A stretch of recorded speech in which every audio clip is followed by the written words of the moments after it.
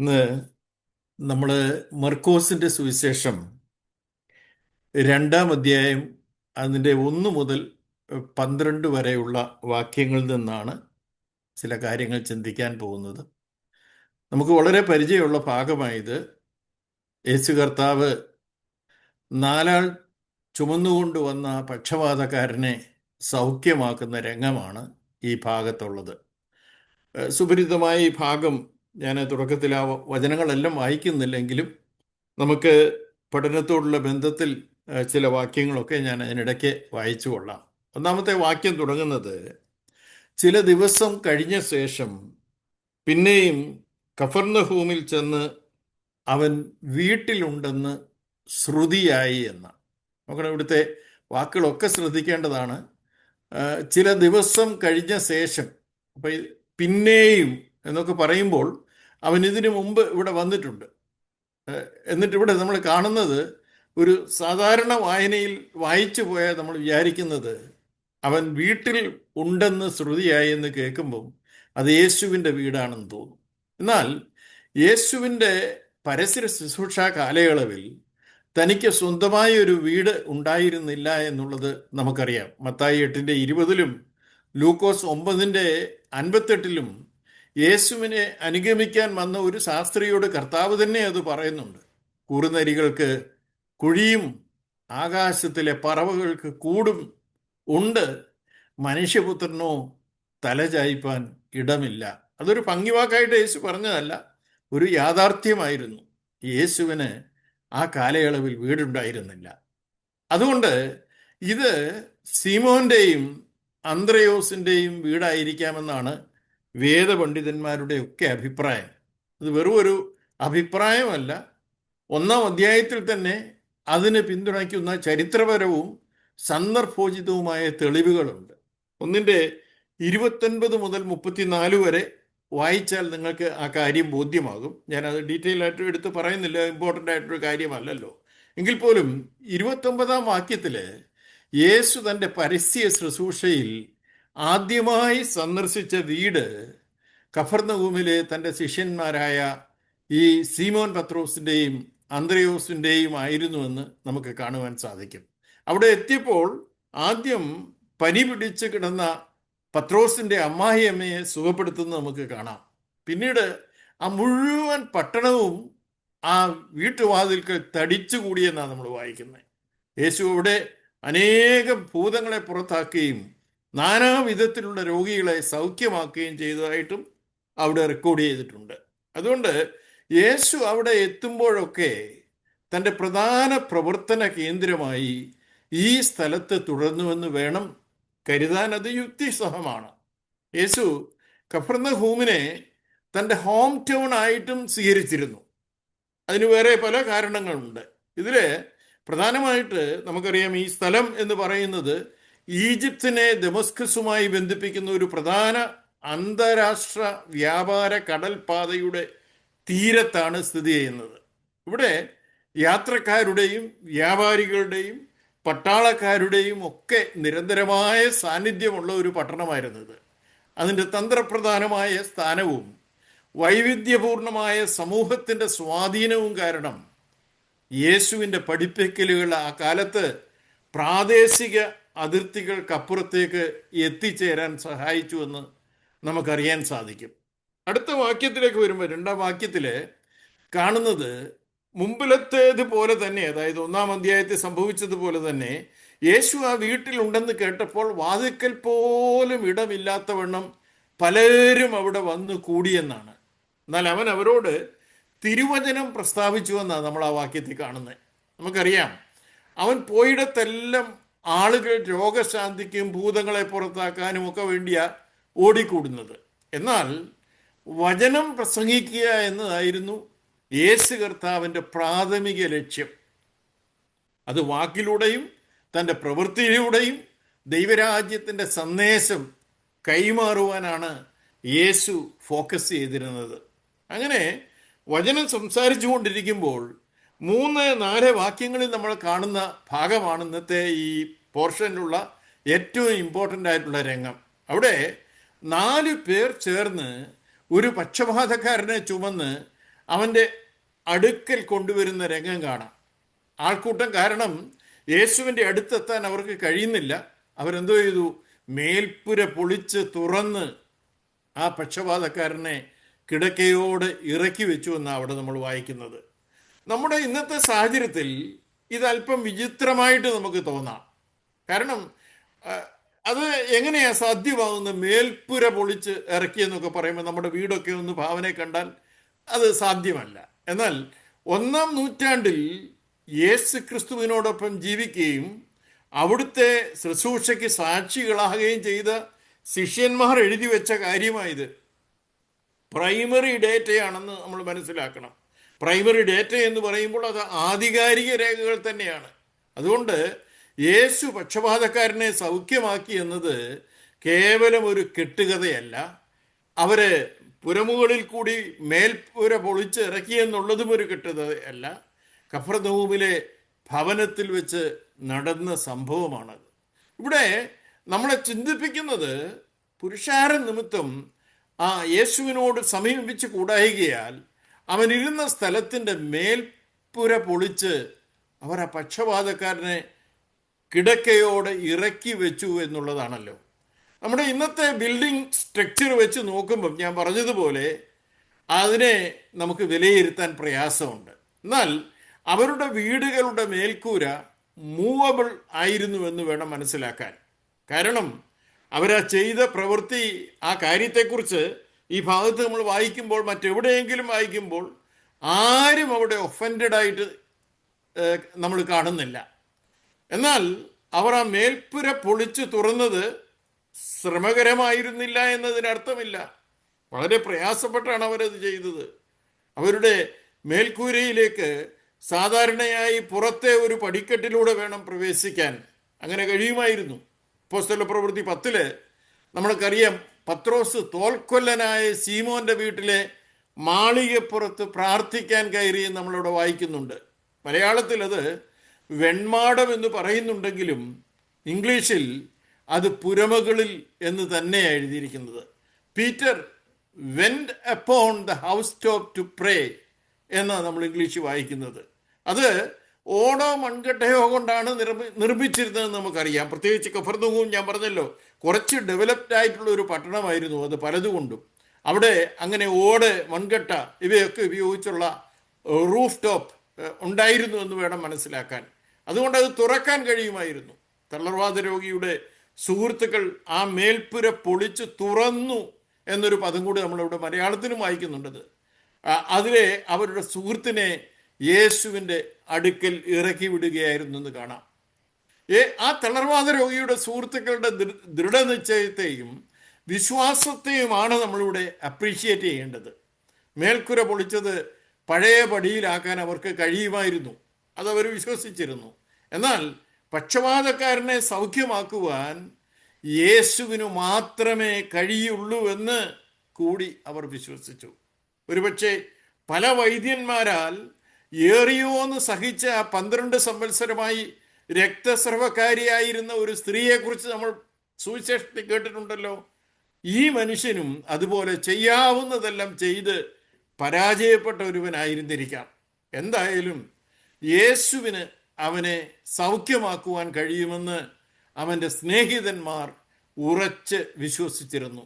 കർത്താവിങ്കലുള്ള നമ്മുടെ വിശ്വാസം എത്രത്തോളം എങ്ങനെയായിരിക്കുന്നു എന്ന് പരിശോധിക്കാൻ ഇന്നത്തെ ഈ ചിന്തകൾ നമ്മളെ ഇടയാക്കണം.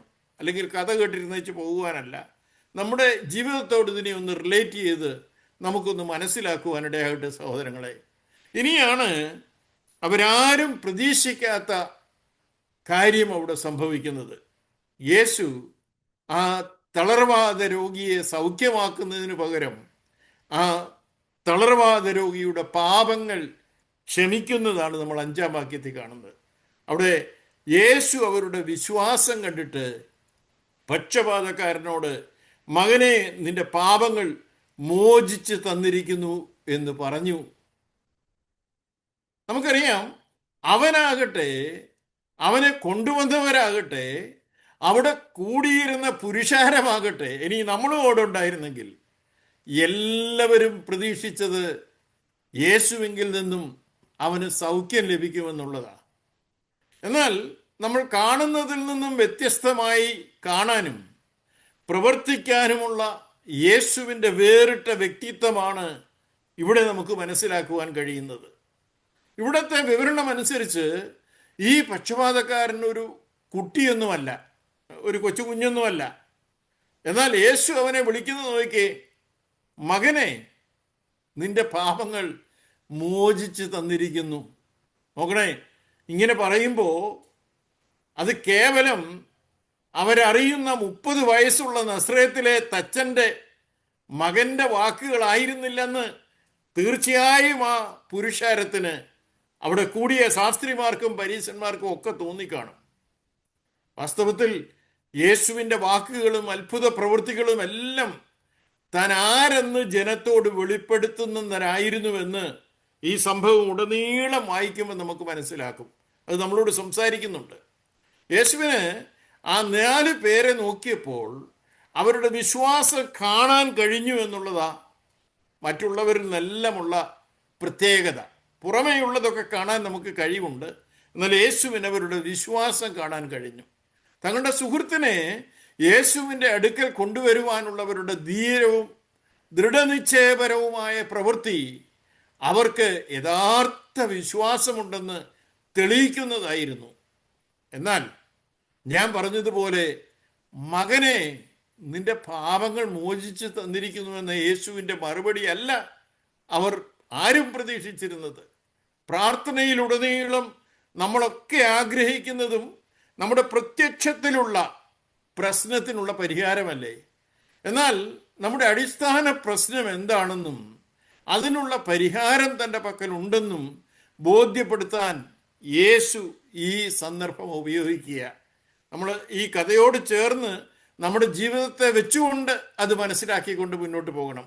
ഈ തളർവാദ രോഗിക്ക് തളർവാദം ഉണ്ടായത് പാപം കൊണ്ടാണെന്ന ഉദ്ദേശത്തോടെ അല്ല യേശു അവനോടത് പറയുന്നത്. അങ്ങനെയും തെറ്റിദ്ധരിക്കരുത്, ഇവൻ പാപിയായിരുന്നു അതുകൊണ്ടാണ് യേശു അങ്ങനെ പറഞ്ഞെന്നല്ല. പകരം ആ മനുഷ്യൻ്റെ ഏറ്റവും വലിയ ആവശ്യത്തെയും എല്ലാ വേദനയുടെയും കഷ്ടപ്പാടിൻ്റെയും മൂലകാരണമായ മനുഷ്യൻ്റെ പാപാവസ്ഥയാണെന്ന് യേശു അവിടെ വ്യക്തമാക്കുകയാണ്. ആ മനുഷ്യൻ്റെ യഥാർത്ഥ ആവശ്യം എന്താണെന്നും അവൻ്റെ ഏറ്റവും വലിയ ആവശ്യം എന്താണെന്നും യേശുവിനറിയാമായിരുന്നു. നേരെ നരകത്തിലേക്ക് നടന്നു പോകാൻ വേണ്ടി അവന് സൗഖ്യം നൽകിയാൽ എന്ത് പ്രയോജനമാണെന്നുള്ള കാര്യവും മറ്റാരേക്കാളും നന്നായിട്ട് യേശുവിനായിരുന്നു അറിയാമായിരുന്നത്. നമുക്കൊക്കെ, ഞാൻ ഇടയ്ക്കൊക്കെ പറയാറുണ്ട്, ഇങ്ങനെ കർത്താവിനോട് ചില കാര്യങ്ങളൊക്കെ പ്രാർത്ഥിക്കുമ്പോൾ, ചോദിക്കുമ്പോൾ, എന്തിനാ മോനെ എന്ന് തിരിച്ച് കർത്താവ് നമ്മളോട് ചോദിക്കാറുണ്ടെന്ന്. ഇവിടെയും ഇവന് സൗഖ്യം മാത്രം കിട്ടിയാൽ അവൻ നേരെ ആ കാലുകൊണ്ട് നടന്നു പോകുന്നത് നരകത്തിലേക്കായിരിക്കുമെന്ന് യേശുവിനറിയാം. അവന് അടിസ്ഥാനപരമായി ആവശ്യമുള്ളത് പാപത്തിൽ നിന്നുള്ള മോചനമാണെന്ന് യേശു മനസ്സിലാക്കി അത് അവന് വേണ്ടി ചെയ്യുകയാണ്. പാപങ്ങൾ ക്ഷമിക്കാനുള്ള യേശുവിൻ്റെ അധികാരം, രോഗം സുഖപ്പെടുത്താനുള്ള തൻ്റെ ശക്തി എന്നിവ അടുത്തുള്ള 6 മുതലുള്ള 12 വരെയുള്ള വാക്യങ്ങളിൽ പ്രകടമാക്കുന്നത് നമ്മൾ കാണുന്നത്. 6 മുതൽ 8 വരെ യേശുവിൻ്റെ ദൈവത്വത്തെ വെളിപ്പെടുത്തുന്ന കാര്യമാണ് കാണുന്നത്. അത് ഞാനൊന്ന് വായിക്കാം. 6 മുതൽ 8 വരെ നമുക്ക് ആ വാക്യങ്ങൾ കാണാൻ സാധിക്കും. അവിടെ ചില ശാസ്ത്രിമാരിരുന്ന്, ഇവൻ ഇങ്ങനെ ദൈവദൂഷണം പറയുന്നത് എന്ത്? ദൈവം ഒരുവനല്ലാതെ പാപങ്ങളെ മോചിക്കാൻ കഴിയുന്നവൻ ആര് എന്ന് ഹൃദയത്തിൽ ചിന്തിച്ചു കൊണ്ടിരുന്നു. ഇങ്ങനെ അവർ ഉള്ളിൽ ചിന്തിക്കുന്നത് യേശു ഉടനെ മനസ്സിൽ ഗ്രഹിച്ചവരോട്, നിങ്ങൾ ഹൃദയത്തിൽ ഇങ്ങനെ ചിന്തിക്കുന്നതെന്ത് എന്ന് ചോദിച്ചു. അവരുടെ ഉള്ളിലെ ചിന്തയെ യേശു അറിയുക. പുറമേ ഒന്നും അവർ പറഞ്ഞില്ല. ദൈവം ഒരുവനല്ലാതെ പാപങ്ങളെ മോചിക്കാൻ കഴിയുന്നവൻ ആർ? വളരെ ശരിയായ ഒരു ചിന്തയായിരുന്നു കേട്ടോ അത്. അവരെ ചിന്തിച്ചതിൽ ഒരു തെറ്റുമില്ല. അവരെ കൊണ്ട് വാസ്തവത്തിൽ ആ ചോദ്യം ചോദിപ്പിക്കുകയായിരുന്നു കർത്താവ്. തൻ്റെ പ്രവൃത്തിയിലൂടെ അവർ ചിന്തിച്ചതുപോലെ യേശു ദൈവമാണെന്ന് വെളിപ്പെടുത്താൻ അങ്ങനെ ഒരു ചിന്ത അവരുടെ മനസ്സിൽ ആവശ്യമായിരുന്നു. 9-ാം വാക്യത്തില് ഒരു ചോദ്യത്തോടെയാ യേശു അവരുടെ ചിന്തയെ തട്ടി ഉണർത്തുന്നത്. ഏതാണ് എളുപ്പം? കർത്താവ് ചോദിക്കുക, പാപം ക്ഷമിക്കുന്നതോ രോഗം സൗഖ്യമാക്കുന്നതോ? നമ്മളെ സംബന്ധിച്ചിടത്തോളം എളുപ്പമുള്ള കാര്യം ആദ്യത്തേത് തന്നെയാ, പാപം ക്ഷമിക്കുന്നതാ. കാരണം ഇപ്പം ഞാൻ നിങ്ങളോട് പറയുക, നിന്റെ പാപം ക്ഷമിച്ചു എന്ന് പറഞ്ഞാൽ നിങ്ങൾക്ക് പ്രൂവ് ചെയ്യാൻ പറ്റുമോ? ഇല്ല, ക്ഷമിച്ചില്ലെന്ന്. നമുക്കെങ്ങനെയാ കൊണ്ട് കാണിച്ചു കൊടുക്കാൻ പറ്റുന്നത്? അപ്പം ഏത് വ്യാജന് വേണമെങ്കിലും കയറി പറയാം നിന്റെ പാപം ക്ഷമിച്ചത്. കാരണം ഇറ്റ് ഈസ് അൺസീൻ, ഉള്ളിൽ നടക്കുന്ന ഒരു കാര്യമാണ്, പുറമേ പ്രൂവ് ചെയ്ത് കാണിക്കേണ്ട കാര്യമൊന്നുമില്ല. എന്നാൽ രോഗത്തിൻ്റെ കാര്യമോ?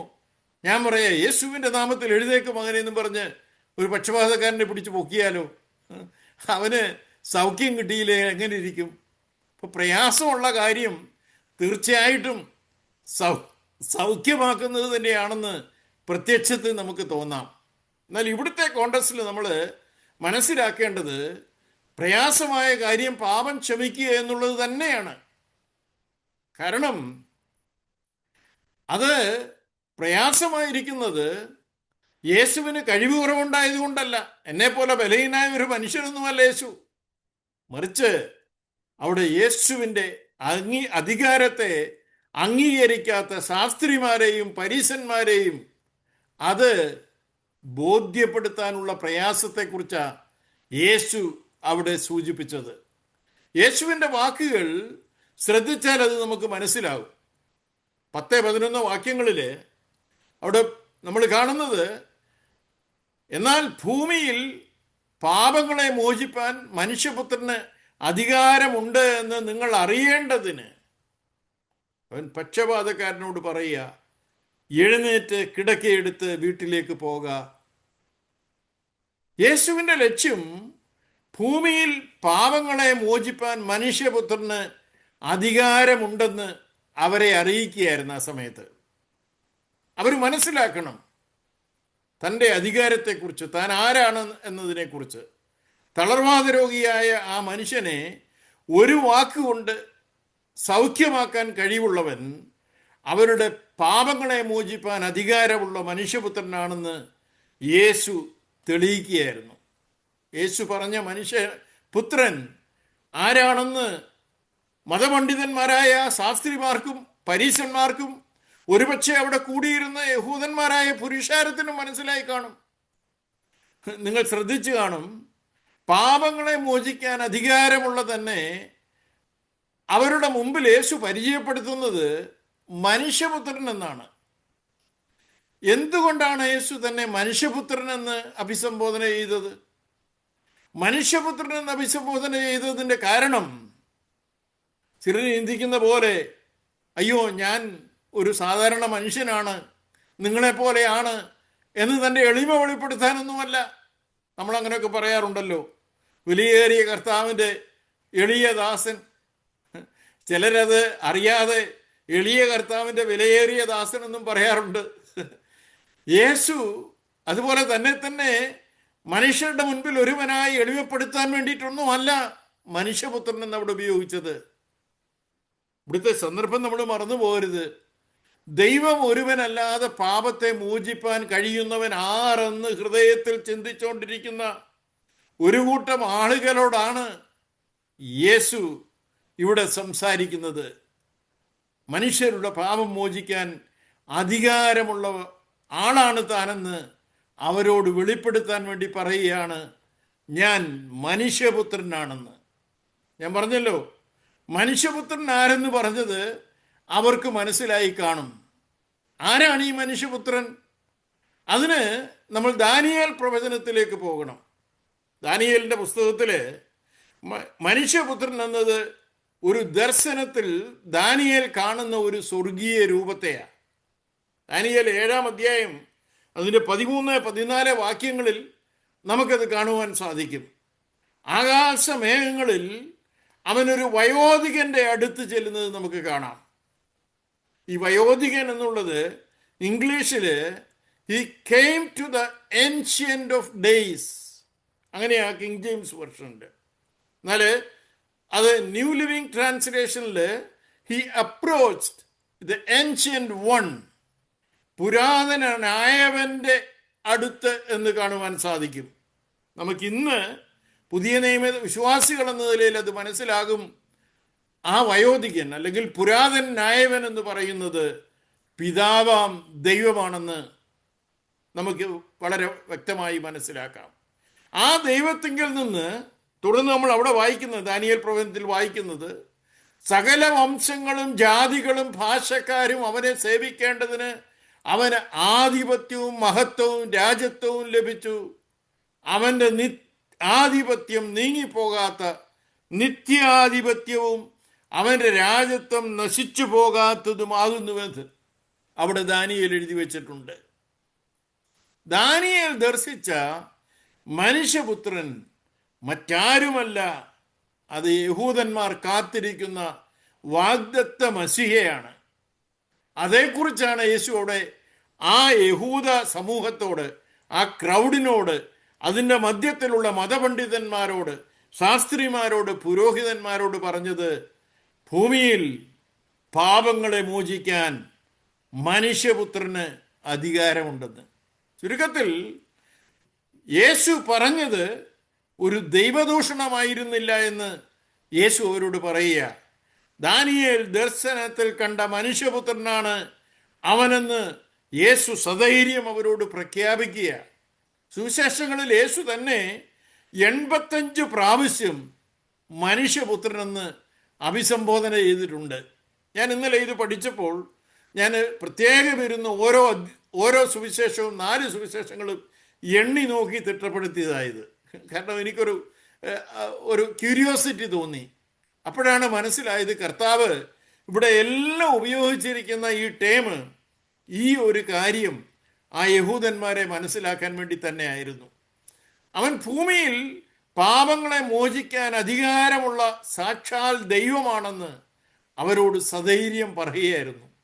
മറ്റൊരു വേദശാസ്ത്രപരമായ ചോദ്യം കൂടെ ഇവിടെ ഉണ്ടെന്ന് എനിക്ക് തോന്നുന്നു. കാരണം യേശു മനുഷ്യവർഗത്തിൻ്റെ പാപത്തെ ചുമന്നുകൊണ്ട് അതുവരെ ക്രൂസിൽ കയറിയിട്ടില്ല. പിന്നെ എങ്ങനെയാണ് അതിനു മുമ്പേ ഈ മനുഷ്യൻ്റെ പാപം ക്ഷമിച്ചത് എന്ന് ഒരുപക്ഷെ ചോദിച്ചേക്കാം. വാസ്തവത്തിൽ ആ ചോദ്യവും വിരൽ ചൂണ്ടുന്നത് യേശു ദൈവമാണെന്ന സത്യത്തിലേക്ക് തന്നെയാണ്. കാരണം യേശുവിനെ സംബന്ധിച്ചിടത്തോളം ക്രൂശീകരണം എന്നതൊരു ഡൺ ഡീലാണ്. അത് നടന്നു കഴിഞ്ഞ, സംഭവിച്ചു കഴിഞ്ഞ കാര്യമാണ്. എഫേസ്യർ 1-ാം അധ്യായം 4-ാം വാക്യത്തിൽ നമ്മൾ വായിക്കുന്നത്, ലോക സ്ഥാപനത്തിന് മുൻപേ ഭൂതകാല നിത്യതയിൽ അത് നടന്നു കഴിഞ്ഞുവെന്നല്ലേ. ഇനി വെളിപ്പാട് 13:8 പറയുന്നത്, ലോകസ്ഥാപനം മുതൽ അറുക്കപ്പെട്ട കുഞ്ഞാടാണ് അവനെന്നാണ്. ഇപ്പൊ ദൈവത്തെ സംബന്ധിച്ചിടത്തോളം അത് ഭാവി കാലത്ത് സംഭവിക്കേണ്ട ഒരു കാര്യമായിരുന്നില്ല. ഭൂതവും വർത്തമാനവും ഭാവിയുമെല്ലാം അവൻ്റെ മുമ്പിൽ ഒരു നിമിഷം പോലെയാണ്. പാപങ്ങൾ മോചിച്ച് നൽകാൻ യേശുവിന് കഴിഞ്ഞത് അതുകൊണ്ടാണ് എന്ന്, അവൻ ദൈവമായതുകൊണ്ടാണെന്ന് ഒരിക്കൽ കൂടി ആ പ്രസ്താവനയിൽ കൂടെ പ്രൂവ് ചെയ്യുക. ഇവിടെ മാത്രമല്ല, കർത്താവിൻ്റെ പരസ്യ ശുശ്രൂഷയിൽ മറ്റു പലരുടെയും പാപങ്ങൾ മോചിക്കപ്പെടുന്നതായിട്ട് നമുക്ക് കാണുന്നുണ്ട്. കാരണം അവൻ സാക്ഷാൽ ദൈവമായിരുന്നു. അവൻ്റെ കാൽവറി ക്രൂശിയുടെ പരമയാഗമെന്ന് പറയുന്നത് ലോകസ്ഥാപനത്തിന് മുൻപേ നിശ്ചയിച്ചതും കാലസമ്പൂർണതയിൽ നടത്തിയതുമായ ഒരു കാര്യം മാത്രമായിരുന്നു നമുക്ക് കാണുവാൻ സാധിക്കും.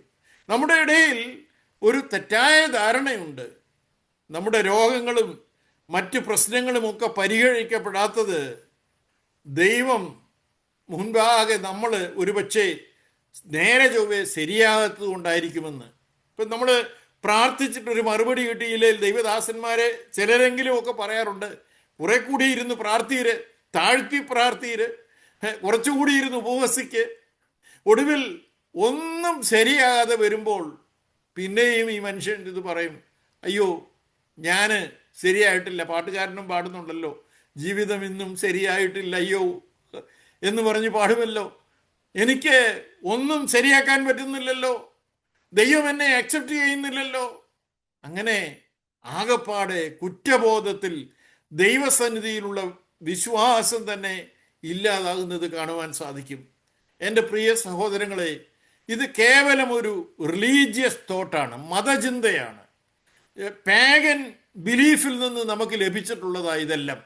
നമ്മുടെയൊക്കെ കുറ്റങ്ങളും കുറവുകളും എല്ലാം നമ്മൾ ശരിപ്പെടുത്തി ദൈവസന്നിധിയിലേക്ക് നമ്മൾ ചെയ്യേണ്ടതൊക്കെ ചെയ്ത് അങ്ങോട്ട് ചെന്നെങ്കിൽ മാത്രമേ നമുക്ക് പാപമോചനം ലഭിക്കുകയുള്ളൂ എന്നൊരു തോന്നൽ, എന്നൊരു പഠിപ്പീര് ഈ മതചിന്തകളിൽ നിന്ന് നമ്മെ ബാധിച്ചതാണ് കേട്ടോ.